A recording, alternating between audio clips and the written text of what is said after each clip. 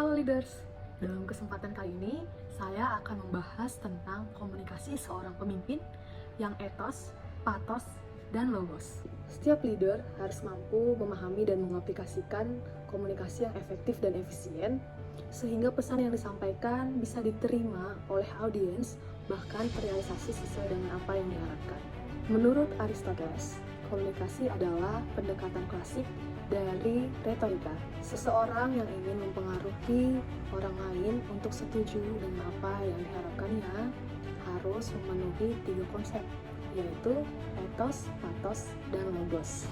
Pengaplikasian etos, patos, dan logos, saya akan mengangkat satu tokoh yang dalam masa kepemimpinannya mengaplikasikan leadership communication, yaitu Bapak Joko Widodo. Terbukti selama masa kepemimpinannya berhasil mengkomunikasikan visinya kepada seluruh stakeholder terkait, yang mana kita tahu stakeholder di Indonesia atau birokrasi di Indonesia sangatlah tidak mudah, bisa dibilang rumit.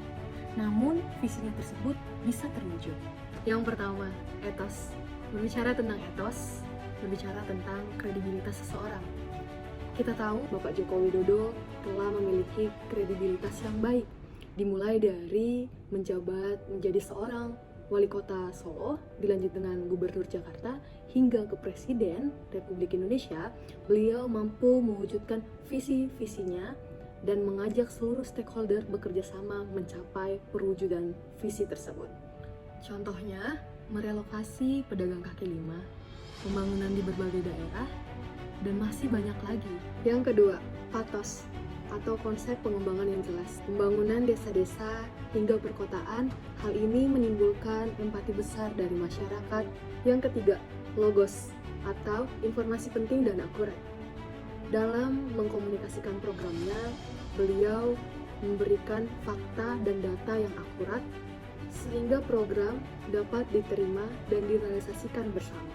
Contoh lain ialah CEO tempat saya bekerja, yaitu Ibu Michelle Cokro Saputro. Ditinjau dari etosnya, beliau merupakan lulusan dari The American University of Paris tahun 1998 hingga 2002 dan Sekolah Tinggi Teologi Reform Indonesia tahun 2020 sampai 2022. Menjadi CEO dan Liris dan Ambasador Gamindo mulai dari 2004, mendirikan Betik tahun 2013 hingga sekarang, dan menjadi Direktur Microsoft Indonesia hingga saat ini. Berbicara tentang patos, beliau mampu mengkomunikasikan visi organisasi yang dihandle-nya. Terbukti dari review para stakeholder yang berkaitan dengan beliau untuk mencapai program-program yang diharapkan. Selanjutnya, dari sisi logos, dalam mengkomunikasikan visinya, beliau menyertakan data yang penting dan akurat bagi stakeholdernya. Sehingga hal ini dapat menjadi sebuah instrumen yang membentuk dan memperkuat tim yang ada dalam menghadapi berbagai macam krisis. Khususnya krisis pandemi, banyak sekali perusahaan-perusahaan yang melakukan layoff, bahkan hingga tutup karena tidak mampu mengkomunikasikan visinya, didukung dengan keadaan yang mungkin kurang baik pada saat itu. Namun, kita bisa melihat saat ini apa yang beliau pimpin masih tetap berjalan. Dari kedua contoh yang saya sebutkan tadi, bisa kita simpulkan beliau-beliau adalah pemimpin yang walk the talk. Kita semua pasti bisa menjadi seorang pemimpin demikian, dengan mengkomunikasikan visi kita menggunakan 3 konsep, etos, patos, dan logos.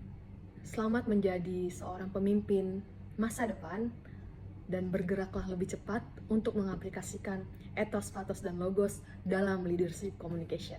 Akhir kata, saya ucapkan terima kasih. Semangat!